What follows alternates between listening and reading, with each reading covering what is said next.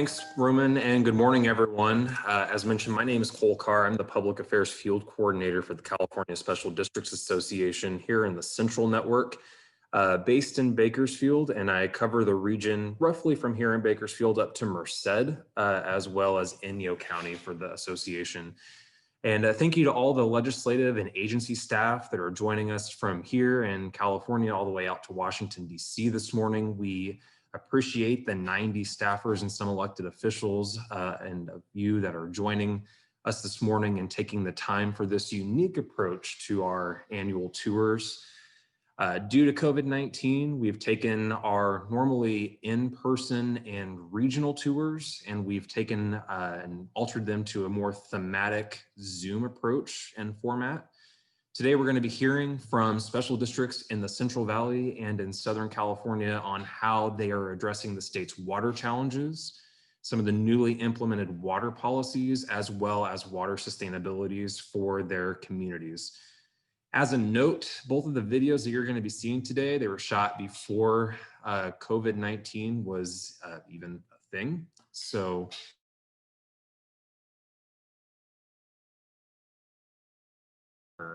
for a brief introduction. Chris, go ahead and take it away. Great, good morning. Thank you, Cole. My name is Chris Palmer. I'm the Senior Public Affairs Field Coordinator for CSDA. I have the privilege of representing Southern California, which includes the counties of Los Angeles, San Bernardino, Riverside, Imperial, San Diego, and Orange. And given this is a legislative staffer type of tour, I'm also a recovering legislative staffer, having worked for a member of Congress for 12 years prior to joining CSDA about 6 years ago. So thank you, Orange County Water District, which is in my area, for being participating today. And now I'd like to introduce CSDA's legislative representative, Alyssa Silhai, who handles all our water issues. So Alyssa, take it away.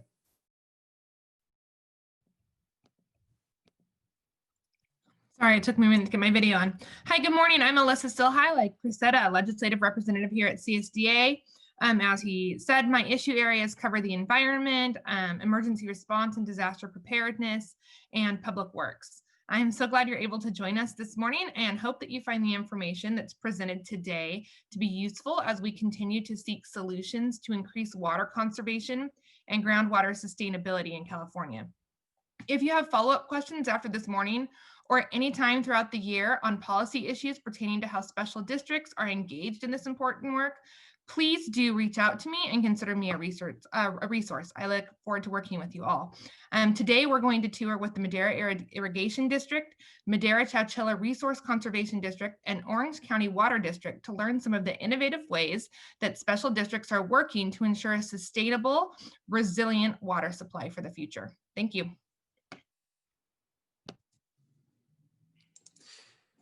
Thank you, Alyssa. Appreciate that. And with that, we are partnering with another association here in California that is very ingrained within this topic with special districts. And with that, I'd like to introduce Karen Burr, who is the Executive Director of the California Association of Resource Conservation Districts. Karen, take it away. Great, thank you so much. I really appreciate everyone being here today and learning about special districts. This is great. I'm just going to give a quick overview of what RCDs are and what they do, and then Laura and I will be talking in a few minutes more in depth about the specific work in the Central Valley. But RCDs around the state are working at the intersection of conservation, agriculture, and community. So we're out there making conservation happen, whether it's on agricultural land, whether it's on private property for homeowners, whether it's in community gardens or river restoration projects. We're kind of out there trying to make conservation happen. Specifically around water, water is obviously a huge part of conservation. So we're at the front lines of water throughout the state, whether that's helping conserve water or whether that's helping people know how to use it better. We're out there just making sure that folks are have enough water for their farmland, that they have enough water for restoration projects, and trying to make sure that we're doing the best we can to steward those resources. So you'll be hearing from Lorelei in just a bit, and look forward to talk to you, and thanks again for being here. All right, thank you, Karen. Appreciate that. So to kind of kick some things off here, as it comes to special districts, I'm going to introduce here Kyle Packham, who is CSDA's Director of Advocacy and Public Affairs, to get us started on a little bit about what special districts are. Kyle, it's all yours.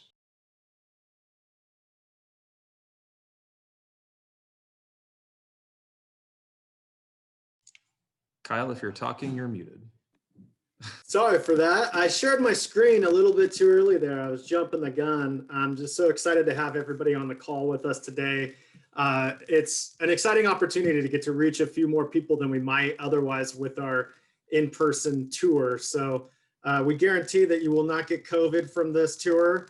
And I hope that you will get some good information that'll help you out, whether it be at the state, local, or federal level. And for those of you who don't know what special districts are, we like to consider them the most local of local government.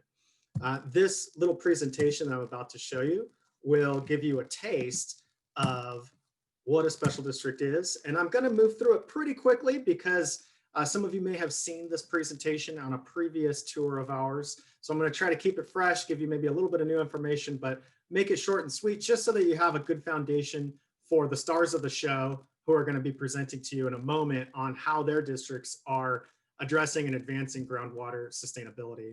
First of all, the best way of describing special districts is by talking about what they do. And water is one of the big things they do.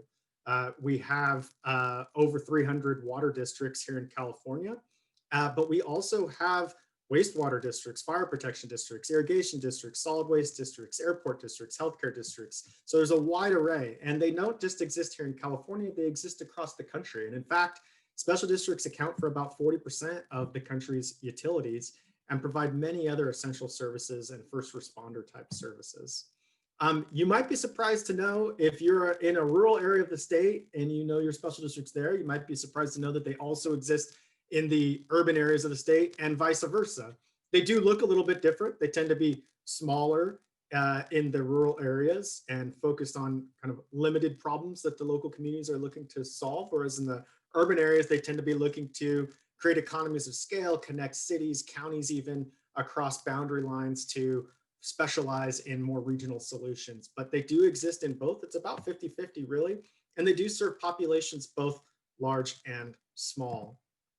And so when you really think of special districts, you think of local service specialists. Special is in the name, not because we think we're particularly special, but because we specialize in service delivery. It's through that specialization that you get efficiencies and effectiveness, just like a business that might specialize in a particular product. Special districts specialize in a particular service. They maintain critical infrastructure throughout the state. That's fairly obvious in the sense of water and wastewater and things like that, but it's also the case when it comes to natural infrastructure, whether it be resource conservation districts or open space and regional park districts, et cetera. They do employ essential workers and first responders. We've got a lot of firefighters. Special districts provide much of the fire protection, particularly in that wildland urban interface and in the more rural and forested areas of the state. And in terms of the numbers, there's about 30,000 special districts throughout the country, about 2,000 independent special districts right here in California. And so at the end of the day, they're local governments. So similar to cities and counties, they are local governments, and similar to cities, they are a subdivision of the state. That's their legal terminology, is a subdivision.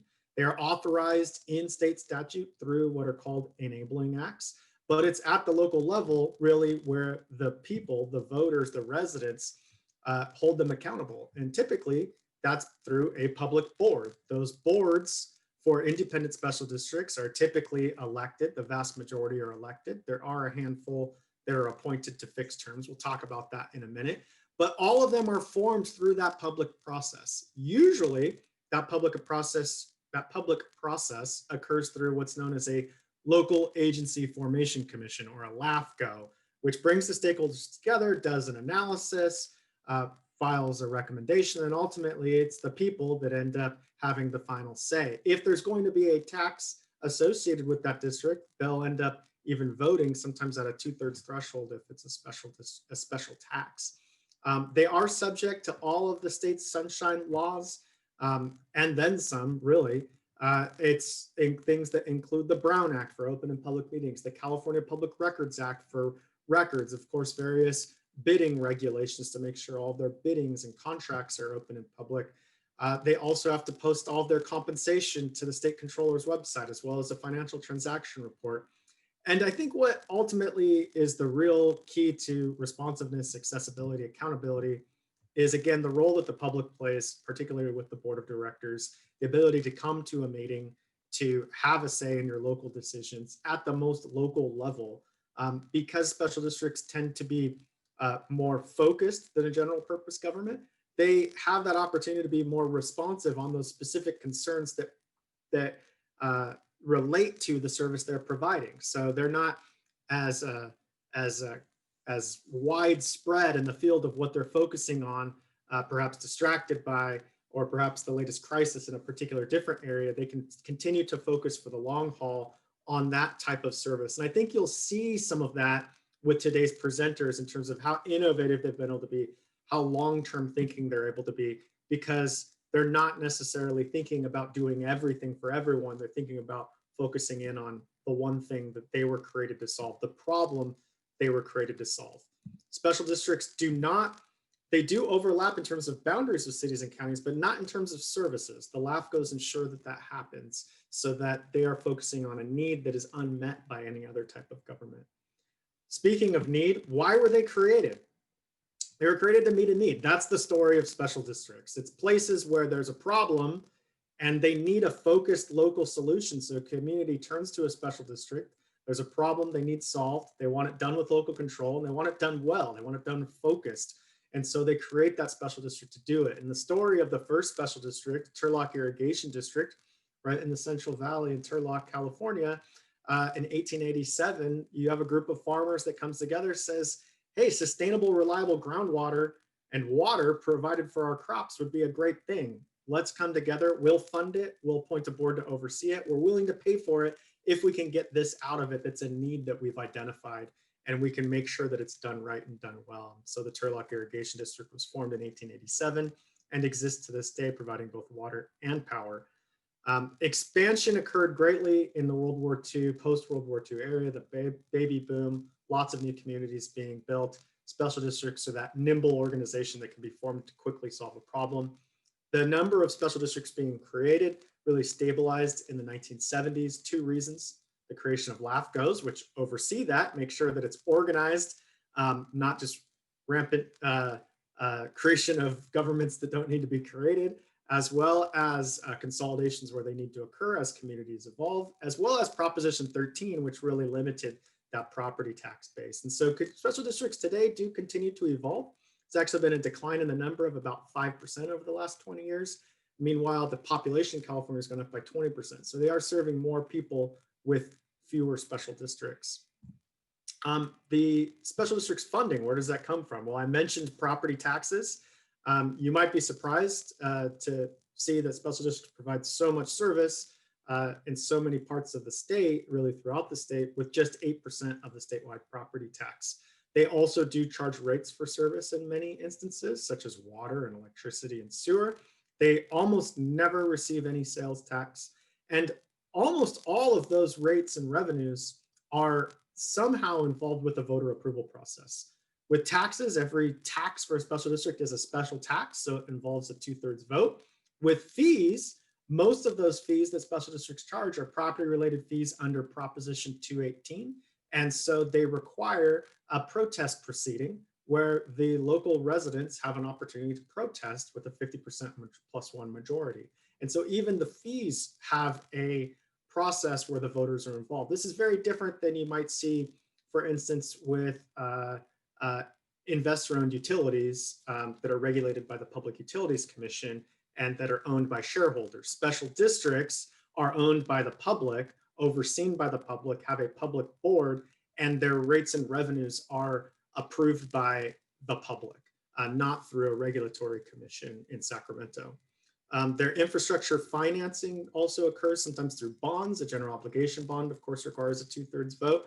And they do strategically develop financial reserves. That's for things like drought, for things like a pandemic, for these sorts of instances. And sometimes those funds are not enough, but they do their very best to be prudent with those funds.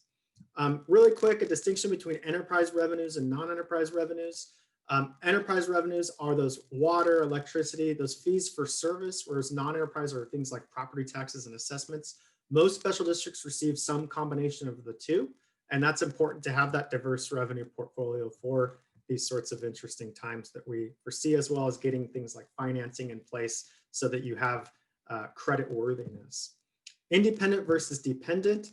Independent generally have elected boards, sometimes appointed to fixed terms, like a mosquito abatement district or a public cemetery district, but they are separate entities that are overseen by a public board accountable directly to the community. Versus dependent, the board serves at the pleasure of another body like a city or a county. And so to conclude, special districts, again, are local service specialists. So they are local, typically they are hyper local. Sometimes they can be regional, but still it's a local way of doing business. They provide a service, a focused service, and that's what makes them specialists.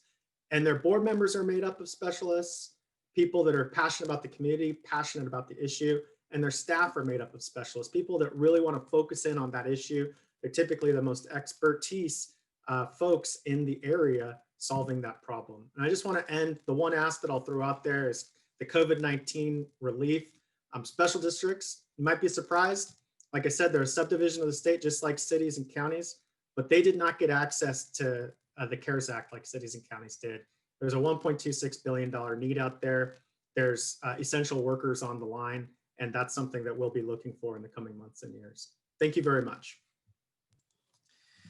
Yeah, thank you, Kyle. Appreciate that overview of special districts. And very, very briefly, since a lot of the audience are pertinent to this, as Kyle mentioned, there is a substantial impact from COVID-19 on special districts across the state to the tune of that $1.26 billion across the country. That's about $30.5 billion in impacts, with about half of those 30,000 districts across the country expected to cut essential services or uncertain for their essential services provided to their communities over the course of the upcoming this fiscal year, I should say. There are solutions out there federally through the Special Districts Provide Essential Services Act. That's HR 7073.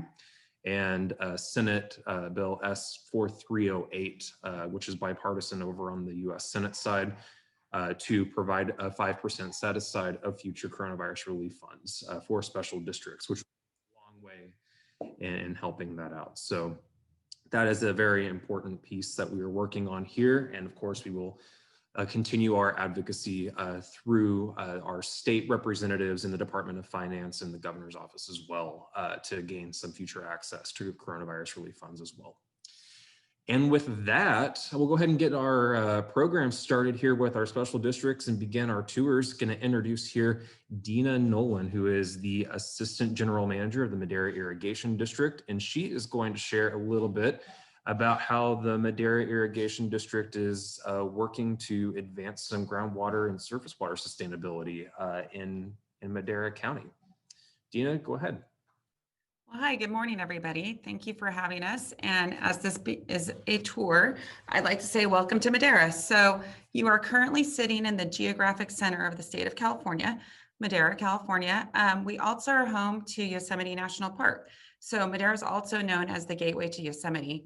One of the reasons this is very important to MID as a district is because our water supplies actually come from the headwaters up high in the Sierras, in Yosemite National Park and the neighboring Sierras there. And our job as an irrigation district is to bring those water supplies from all the way up in those mountains down here to the community of Madera so that we can go ahead and use those supplies to serve our mission, which we'll talk about in a minute. So we'd like to say welcome from Madera, and I hope you enjoy our tour today. With that, I'm going to go ahead and share my screen and give you a few basics of MID.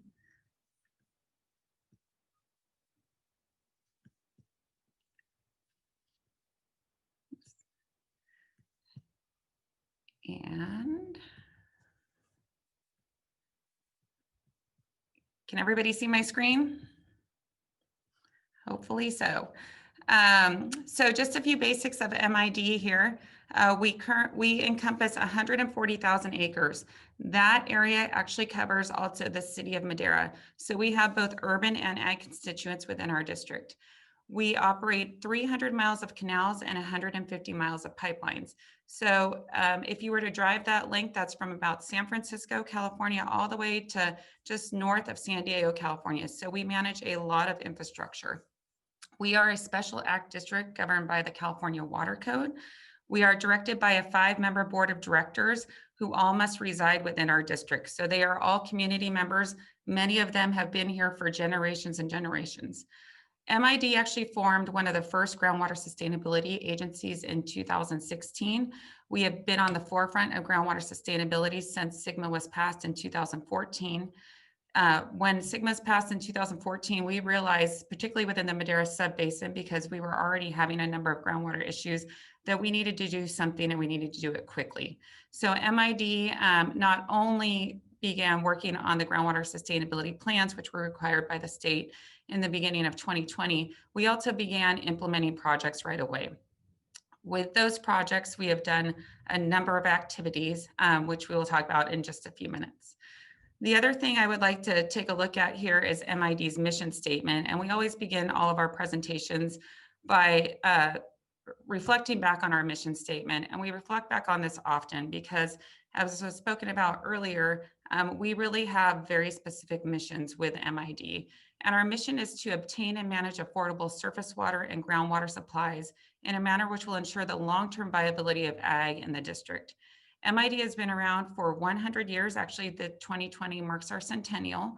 And so over 100 years ago, people realized the need for this and the need for this within the Madera area and the community. Our community is very much reliant on ag, and MID is really the center and the hub for that prosperity within Madera. So we are very proud of that and excited about it. I can go ahead and stop sharing my screen now. So when SGMA was passed in 2014, like I mentioned before, MID realized the need to act quickly. The goal really within Madera is to obtain sustainability as quickly as possible, because many of our communities, whether it's domestic, rural, residential, or even the city of Madera, are 100% reliant on groundwater. So MID knows that with this, it serves a very big role. So immediately starting, we actually did a big outreach campaign. We've outreached to our landowners, we've outreached to neighboring agencies, we've done a number of publications, documents, newsletters, workshops, and here in a minute, we're gonna actually watch a surface water video that was compiled by MID. The goal for this was really to encourage our landowners within our district to use those supplies when they're available, to use the resources that they have available to them as an MID landowner. And so really promoting the use of surface water when it's available is one of the keys to MID to not only maintaining sustainability, but also progressing with it in the future. We've also done a number of projects that are out there that people can go see. If you're ever in the Madera area, we'd be happy to show you around. We have a number of recharge basins that, one, we've either rehabilitated or two, have actually recently acquired. So we're very proud about that. We've also annexed about 10,000 acres of rangeland into our district recently.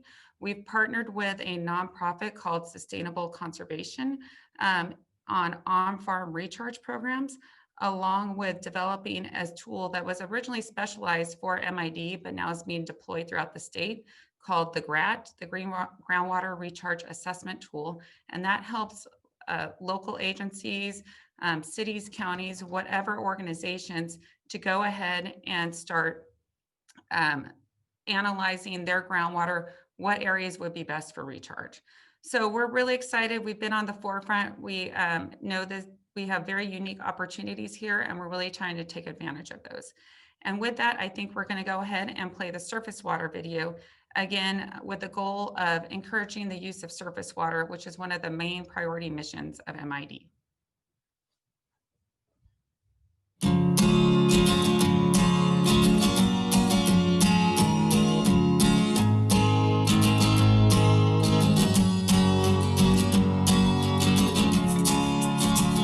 I use Madera irrigation surface water because I want to preserve my wells for times of drought, and then also the quality of water that we get from the district is a lot better than some of the water that we're pumping. I grew up in an area where surface water is the only thing we used. No one had deep well water because we had such a good surface water supply, and so I guess it's kind of natural for me anyway to look to surface water first. My family started farming here in 1941, and so it was all flood irrigation to start. We've converted to drip, but primarily we look for surface water to flood irrigate early in the season and always at the end of the season. Well, it's like putting money in the bank. It's you're putting water back in the aquifer and giving yourself a chance to be able to use it again at a later date. And also the water is higher quality water. A lot of the groundwater in this area is beginning to lose its neutral pH basis, and using surface water, it's really pure good water. Depending on what crop and fields, either it's by flood or I'll pump into a filter station and use it through the drip system or micro sprinklers. It's the cleanest water. It has no chemicals, good pH, so we love it. The plants love it. It pushes salts through the root zone. It's the best water.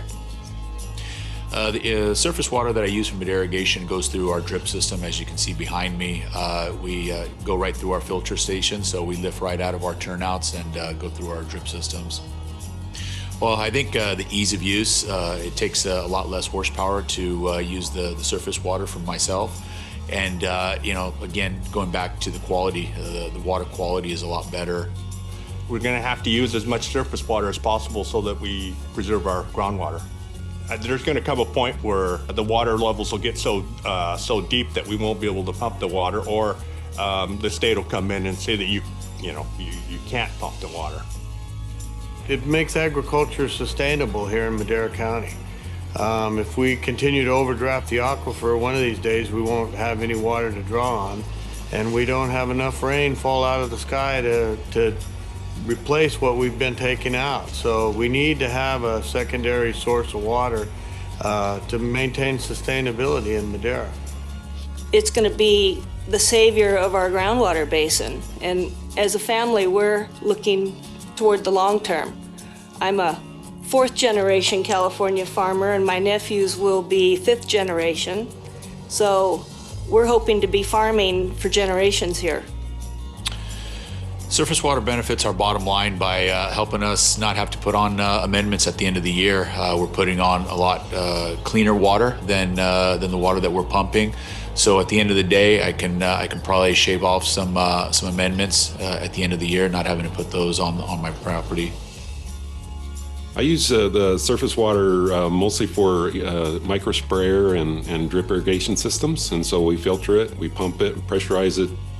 The cost of deep well pumping is of course, as we all know, is much greater than just the cost of energy to pump it from the underground. We've got drilling costs, developing costs, and pump and maintenance and more horsepower all the time when we go deeper and deeper. And the surface water, like I mentioned, it runs 24 hours a day, 7 days a week, and so it's easy to just open the valves and let it flow, or turn a small pump on and get things going. For now, what we should all do is, at least as a region, do all we can here locally to recharge our groundwater and make sure that it stays in this county. I think it's kind of short-sighted to use pump water as opposed to surface water simply because of the cost. I think that having a viable aquifer and being able to recharge it it maintains the value of my investment over the long term. I urge everybody to use surface water. I farm in a couple other water districts, some out on the west side.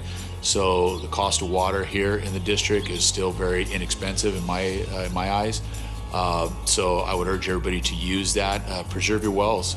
We have Sigma coming up, And I think it's going to be a very key thing that everybody does their share and uses as much of the irrigation surface water as available to them.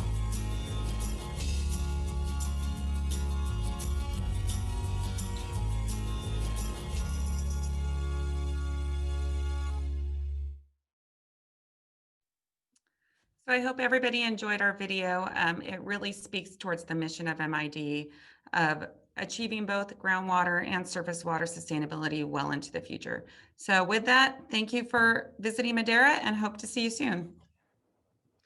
Thank you, Dina. Really appreciate that. As a reminder, there is a question and answer box available to you. If you have any questions, please insert them into that Q&A box at the bottom of your screen, and we will address those at the end of the presentation.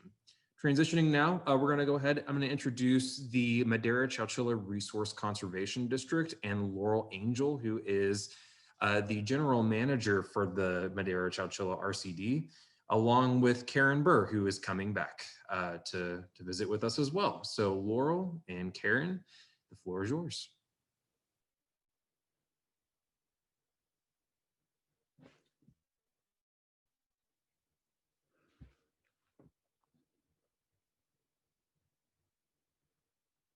All right. Well, we really appreciate you again. Really appreciate you being here today. Really great video from MID. Really excited that they're here. I think they set the stage really nicely for what we're about to talk about.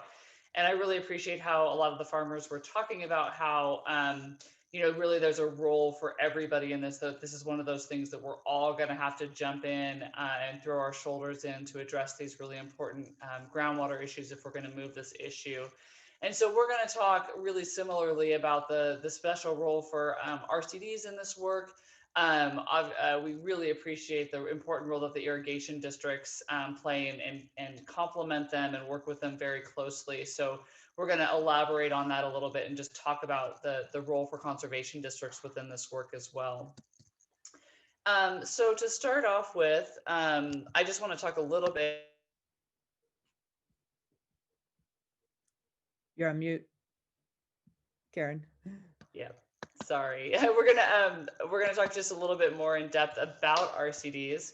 And so we were really created, you know, 75 plus years ago to solve and work on issues like this one. We were created for the Dust Bowl, which is really a complex issue in which a lot of people need to do individual actions to collectively create change. And that's exactly what we're still doing, and why Sigma and groundwater availability and sustainability are such a critical part of what RCDs are doing these days. What's great about RCDs is that they do have that local context. They are made up of boards that mostly include landowners and agricultural producers, but also other community members. And we work on these issues across urban, suburban, and rural boundaries to be able to really connect with people where they are, to make changes and help them feel like they have the power to make the change locally. And one other thing that we also do is kind of connect them to technical and financial resources. That's no different with water conservation. So what we've been doing in the water conservation space across the state has been to really help local folks know what and how to manage their water. So here's a great example where there are a number of RCDs who have mobile irrigation labs that can go out and work with farmers to help them not only know what the best system is for them to be using for their fields, but also having them understand the timing and the distribution of their water systems. So it may just be that by adjusting the system or by adjusting when they use the system, they may be able to save upwards of 50% or up to 50% of the water that they're currently using. So we've been going out and really helping landowners throughout the valley and farmers throughout the valley understand that. We're also doing bigger scale watershed planning. So helping folks to understand what the total impact is of water use. Where are those places in which we can be better about it? Does it mean that we need to go into an urban area and do, sprinkler evaluations and lawn replacements, or does it mean that we really need to be working with farmers, or both? And how do we do that from a big picture scale? And then also we've been helping out quite a bit with the Irrigated Lands Regulatory Program, which is helping with water quality within the rivers, doing that same thing of helping collectively communities of farmers be able to address their water quality concerns as well. And then irrigation efficiency and monitoring. And some of the other things too, I'll just mention from around the state, is that some of the other things we're doing also include things like monitoring stream flows in the North Coast to make sure that there's enough water for salmonid species when they're coming to do lay eggs and then also go back out into the ocean. We're also working with urban communities to think about how they can, again, do lawn replacement or create really attractive landscapes so that they can still have a really beautiful yard, but also make it water efficient. So we're really working with our communities where they are to be as efficient as they can with water conservation. I'm going to turn this over to Laurel, and Laurel's going to talk a little bit more in depth about what they're doing at their local RCD and how they exemplify these principles of the way that RCDs work. Thanks, Karen. Yeah, Laurel Angel here. And the Madera Chowchilla RCD, I'm excited to say about a year and a half ago, both CARCD and the Central Valley Community Foundation helped the two RCDs come together and consolidated the RCDs, really with an eye on the RCD's role in helping producers with what was at that point the upcoming sustainable implementation of SGMA, the Sustainable Groundwater Management Act. So our focus right out of the gate was really what can we do to help producers navigate SGMA, because this was going to be sort of a new thing on the horizon. And the RCDs are perfectly situated to really help with exactly this kind of issue. And so from that, we consolidated Madera Chowchilla. And the way we looked at it, there's two ways of looking at SGMA. We can sort of sit back and wait to see what happens. But for our board and for a lot of our producers, the idea is what can we do here to proactively address this? And so the RCD is uniquely situated to provide sort of essential support. And what we do is we really serve as a bridge for producers for technical and educational and even economic resources. And the reason why we're, I think, critical right now, especially with SGMA, is the RCD is seen as a trusted entity with established connections within the agricultural community. And that's really important because we can really get down, help farmers. We do a lot of farmer to farmer outreach, and we can effectively communicate sort of locally sourced, site-specific, pragmatic solutions to what's going on. And our big, at Madera Chowchilla, specifically, we've been looking, and we're having a workshop already next week on cover crops. But our idea is really to leverage in-house and partner technical educational support and key resources and strategic partnerships. That's where the RCD can really come in. The NRCS, USDA's Resource Conservation Service, has been a critical partner. We've been working closely with Farm Bureau, Madera County, the GSAs essentially, about what our role can be there and how we can help mainly with conservation practices. We can provide technical and educational help around cover crops and healthy soils practices, which can help farmers with better water conservation. We're looking to really help around the issue of recharge and how we can provide both technical and educational services around that, and looking to really maximize sort of the social, economic, and environmental benefits of what's going on there. So I'm fairly excited about that. And I think another key piece the RCD plays is working with underserved farmers in particular. And we're working right now with environmental justice groups about how to provide access and culturally sensitive workshops that really take into account some of the previous challenges to that education and access to technical and educational resources. So I think the RCDs provide both economic and environmental benefits, and we can make that argument in a strong way because the RCDs come to this with real integrity within the community. So I'll turn it back to Karen with that and to take it from there.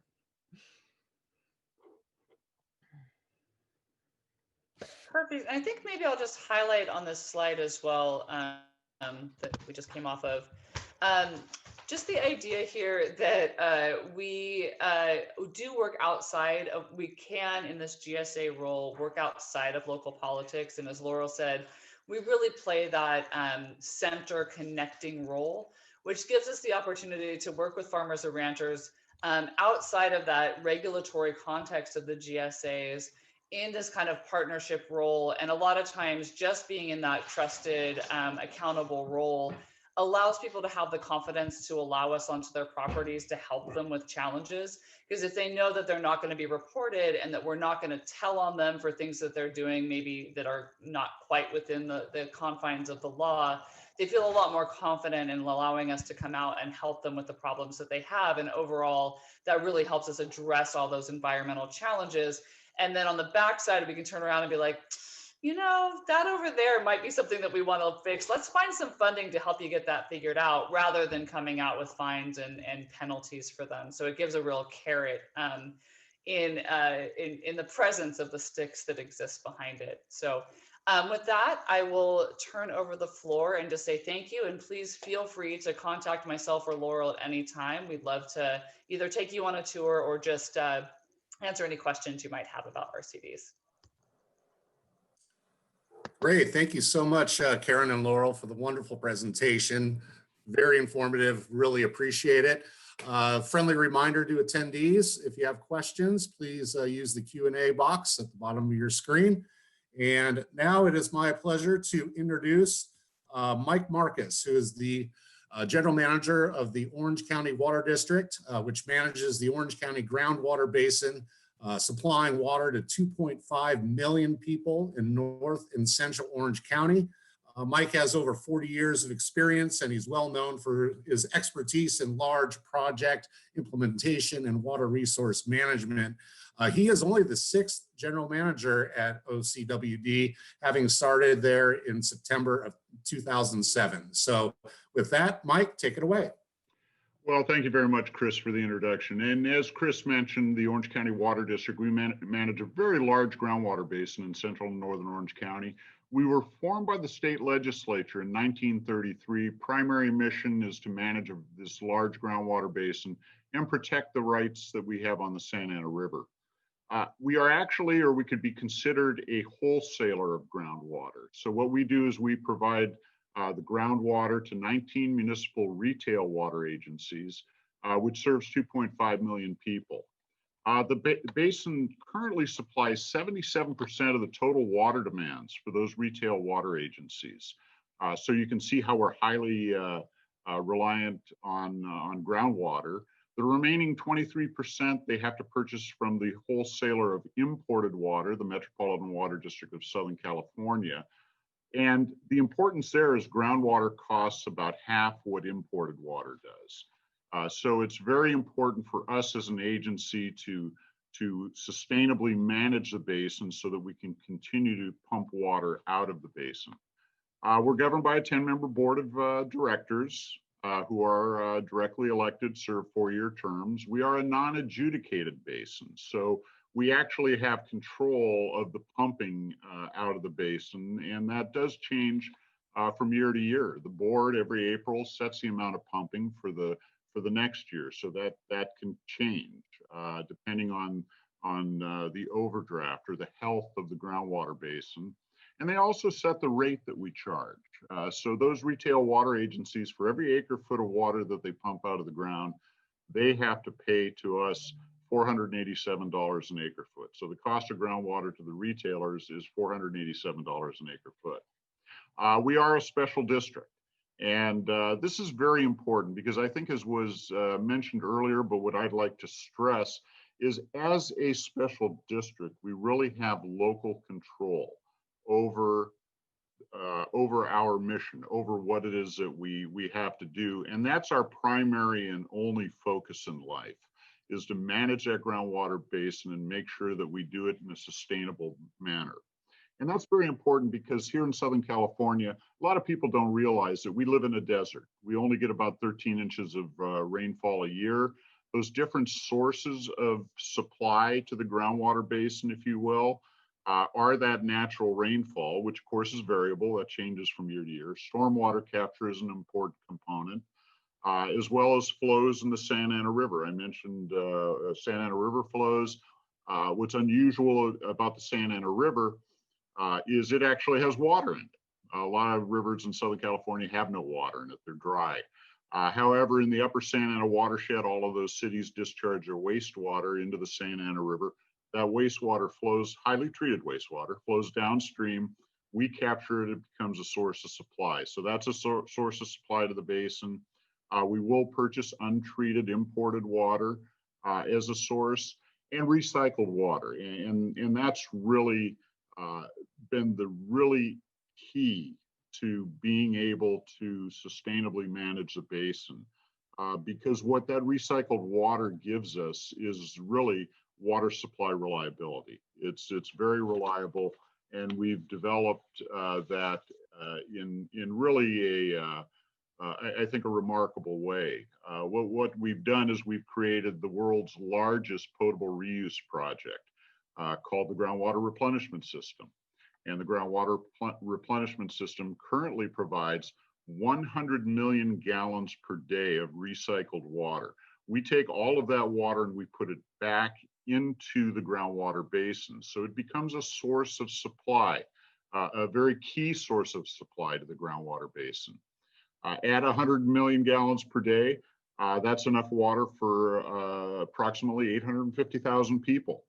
And we're currently expanding from 100 million gallons a day to 130 million gallons per day, which is our ultimate capacity. We'll be online with that expansion in the first quarter of 2023. At 130 million gallons per day, we'll be able to provide enough water for about 1 million people in central and northern Orange County. So what we've done also is we've created a video, and I'd like to share that video with you right now. So with that, I'll turn it over to the video. My name is Crystal Nettles, Senior Communications Specialist for the Orange County Water District. Today, I'm going to guide you on a tour of our groundwater replenishment system, the world's largest potable reuse facility. OCWD manages a very large groundwater basin in North and Central Orange County. We're very lucky to have this basin because it provides approximately 77% of the water to 2.5 million people in our service area. 19 local water suppliers pump water from the basin and supply it directly to their customers, providing a safe, reliable, and low-cost water supply.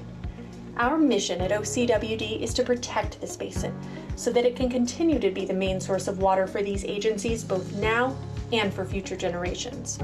To do this, we must protect the quality of the water in the basin and make sure that we have adequate supplies to refill it so that there is always enough to pump out. We've constructed a very sophisticated recharge system to refill the basin. We own more than 1,100 acres of land in Anaheim and Orange, consisting of 24 recharge basins, or artificial lakes, that can collectively hold about 9 million gallons of water, which naturally percolates into the ground. There are several sources of water we use to refill the basin: Santa Ana River flows, natural rainfall, stormwater, untreated imported water from Northern California and the Colorado River, and recycled water. Today, we're going to focus on the recycled water from the Groundwater Replenishment System, what we refer to as the GWRS. It's one of the largest sources for refilling our basin, making up about 30% of the water that we put back into the basin every year. The GWRS is a unique and outstanding example of partnership between two public agencies, the Orange County Water District and the Orange County Sanitation District. Every day, the Sanitation District treats about 185 million gallons of wastewater that comes from homes and businesses in North and Central Orange County. They treat the wastewater to what is called secondary treatment standards, providing biological treatment and removal of solids. In the past, that treated wastewater was sent out to the ocean 5 miles offshore. But thanks to this joint project, OCWD takes almost all of the sanitation district's reclaimable flow and purifies it to near distilled quality using an advanced purification process consisting of microfiltration, reverse osmosis, and ultraviolet light with hydrogen peroxide. Each day, the GWRS produces 100 million gallons of water that goes into our groundwater basin that would otherwise have been discharged into the ocean. Essentially, we've created a new source of water by recycling wastewater. What do we do with the 100 million gallons per day? Approximately 80 million gallons of the GWRS water is pumped through a 13-mile pipeline to our recharge facilities in Anaheim. The remaining water, approximately 20 million gallons, is injected into a seawater barrier about 4 miles inland from the coast to help prevent seawater intrusion. The GWRS has been in operation since 2008 and originally produced 70 million gallons of purified water per day. We then expanded the facility in 2015 to bring us to the current level of 100 million gallons per day. Currently, we're constructing the final expansion of the project, which will bring total daily production to 130 million gallons by the year 2023. This will provide enough water for 1 million people. So now that you have some background, let's head into the facility and take a closer look at the 3 different treatment processes. The first step of the process is microfiltration, or MF, which removes any bacteria, protozoa, and suspended solids in the water. At the upper level of this MF facility, we're looking down into cells that hold the secondary effluent that is piped over from OCSD. From this view, we're looking at the water being filtered. Each of these large, deep cells holds 19 membrane racks and 684 membrane modules. Inside the membrane modules are the actual hollow fiber membranes, which have microscopic holes in the side of them. Under suction, water is pulled through the outside of the fiber, screening the contaminants out. To keep the contaminants from building up on the outside of the membrane, each cell goes through a backwash every 22 minutes, which essentially shakes the contaminants loose. These contaminants are sent back to OCSD. To protect the fibers from biological fouling, each cell goes through a chemical cleaning every 21 days. Let's go down to the basement to see the piping. Now we're several stories below ground. This was done intentionally so that the water coming from OCSD flows by gravity, saving an enormous amount of energy. All this piping and equipment is bringing water into individual cells and then pumping it on to the next step in the process. Each cell has identical pipes and pumps, which provides redundancy and allows us to keep our system operational at a very high efficiency. Before we head over to the reverse osmosis facility, let's take a look inside the control room. The GWRS facility utilizes advanced technologies and requires a high degree of automation to operate efficiently. Inside the control room, operators constantly monitor the operation of the plant on large screens that show each step in the process. The plant is being run 24 hours a day, 7 days a week by a customized software system that controls thousands of valves, pumps, and monitoring devices. It also lets our operators know when something is wrong, allowing them to immediately respond to the problem. Now we're at the reverse osmosis building, which is commonly known as RO. RO is the heart of the treatment process and removes dissolved minerals, viruses, organics, and pharmaceuticals from the water. The RO membrane is a sheet of semi-permeable polyamide material that's rolled into tight bundles and encased in fiberglass housing elements. These RO elements are then inserted into long fiberglass pressure vessels, and microfiltered water is pumped through them under high pressure. Under this high pressure, the water molecules are forced through the RO membrane, while larger compounds stay on the outside. These larger compounds, called brine, are sent back to OCSD and then out into the ocean. 85% of the water that goes through RO is purified and ready for the next step. And now, we move on to the final stage of the purification process, ultraviolet light with hydrogen peroxide. To disinfect the water and destroy any low molecular weight organic compounds, The water is exposed to high-intensity ultraviolet light with hydrogen peroxide. This process ensures that unwanted biological material and organic chemical compounds are effectively destroyed or removed. There are 13 trains consisting of 3 vessels in a series stacked on top of each other. The water moves through each train from the bottom UV vessel to the middle, then to the top in a matter of seconds. In each vessel, there are 144 lamps encased in a quartz sleeve, so the water never touches the actual lamp. At the end of this process, we have what's called GWRS product water, which is near distilled water quality. One of the most important things to convey is that this water is of the highest quality. In fact, the water is so pure, we remove excess carbon dioxide and add lime to stabilize it, so it moves smoothly through the recharge and barrier pipelines. GWRS product water is tested on-site at our world-class laboratory, the Philip L. Anthony Water Quality Laboratory. We test for over 400 contaminants and report more than 400,000 results every year. We must meet strict water quality standards to be compliant with our permits. And we've been compliant throughout our 12+ years of operation. To end this tour, let's head over to the sinks, where we can take a look at the samples of the water that have gone through the various processes and taste the water. We've set up these 3 sinks so that we can give our guests a visual idea of what the water looks like during the treatment process. The middle sink shows water that's been treated by microfiltration as it enters the RO process. The sink on the right is what is squeezed out of the microfiltered water by the RO process and is sent back to OCSD. And the sink on the left is the pure water that's gone through the MF, RO, and UV treatment steps. Now there's only one thing left to do. Let's take a drink.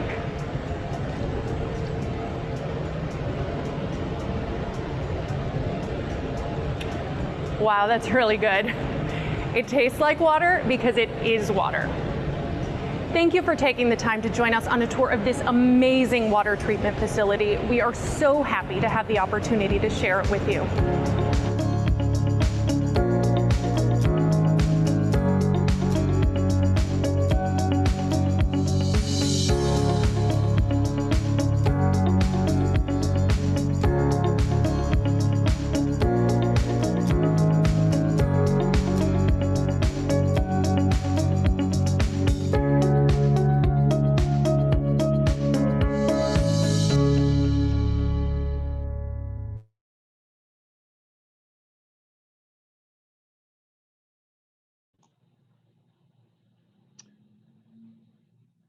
We'll turn it back to you, Cole.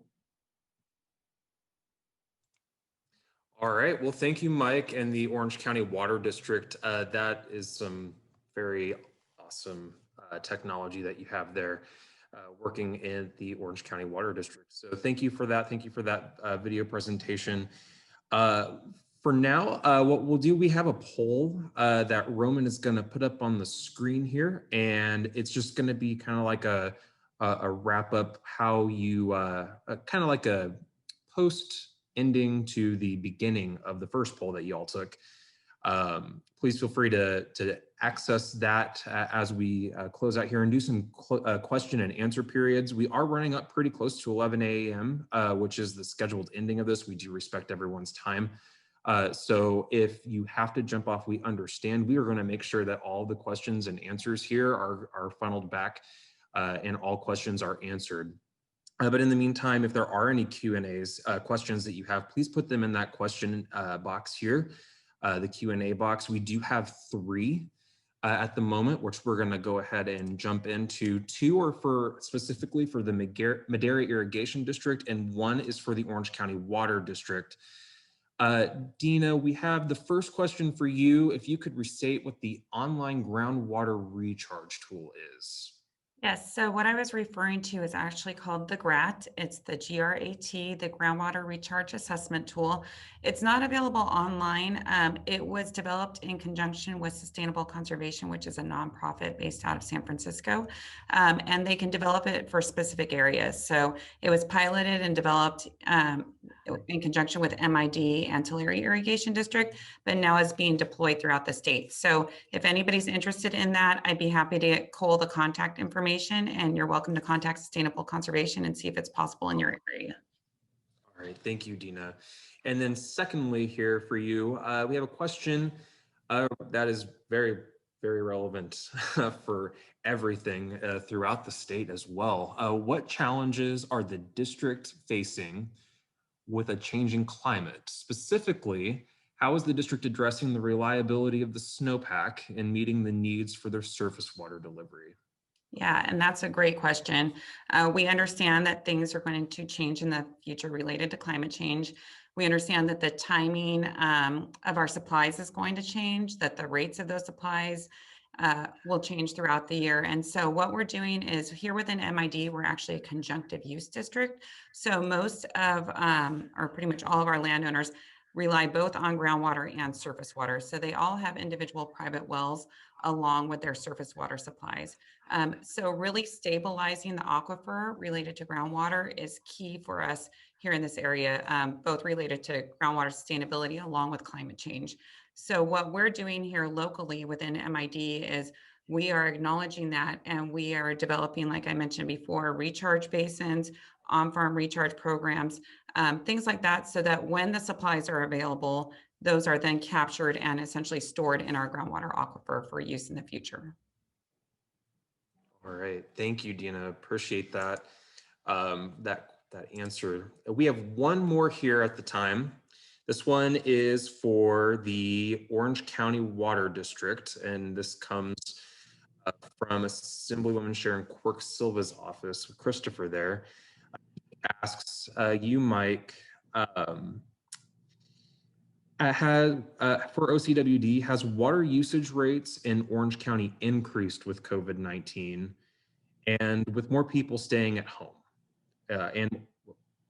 Usage rates. Has water usage rates in Orange County increased with COVID-19 and with more people staying home? So I think we're talking about water demands. Are we seeing as much water used in the county during COVID as we did pre-COVID? We've actually seen a slight decrease in water demands. And I think that can mainly be attributed to the fact that there's a lot more businesses that are shut down because of COVID restrictions. So the water usage on the commercial side is a little bit down. And that in the residential has remained fairly flat. All right. Thank you, Mike. Appreciate that. Seeing no further questions there in the question and answer box and no more in the chat box, that's gonna very kind of in conclusion here. There's just real briefly, if you all, as our panelists from each of the districts, could give one closing statement here as to how state and federal partners can help us meet the needs and the challenges for groundwater sustainability across the state, in the Valley, in Southern California, and elsewhere. What would you say to them, just real briefly in 1 minute or less? Andrea, I'm sorry, not Andrea. Dina, let's start with you. Dina, can you start? Yes, related to that question, I think that this is a prime example of what people can do to assist local agencies with groundwater sustainability in the future, is understanding the issues, understanding the on-the-ground local problems that we're dealing with. And across the state, it's going to be highly variable, but in the end is just the understanding of both the public and people at all levels of government of the challenges that we're up against, whether it's funding or climate change or legislative, actions. And so really appreciate everybody taking the time today. And again, MID's door is always open if anybody ever has any further questions or would actually like to come, hopefully sometime in person, tour our facilities. Thank you, Dina. Karen and Laurel? Yeah, thank you. I think one of the things that we didn't get a chance to highlight, which I'm glad we'll get a quick chance here to do and very quickly, is one of the challenges that our cities face is a funding stream, and that we don't have services to sell. And so for us to be able to engage fully on this topic, you have to find the funding to do it. And I think that's going to be one of the biggest challenges for the legislature and for the local GSAs going forward, is figuring out how we have the funding to fund all the projects that need to happen, to take all of this land, but to get sustainable water, to take land out of agriculture, and to make sure that that land is protected and cared for, and that the people who no longer have crops are also compensated for that. So I think that'll be one of the big challenges going forward. And Laurel, I'll kick it to you too.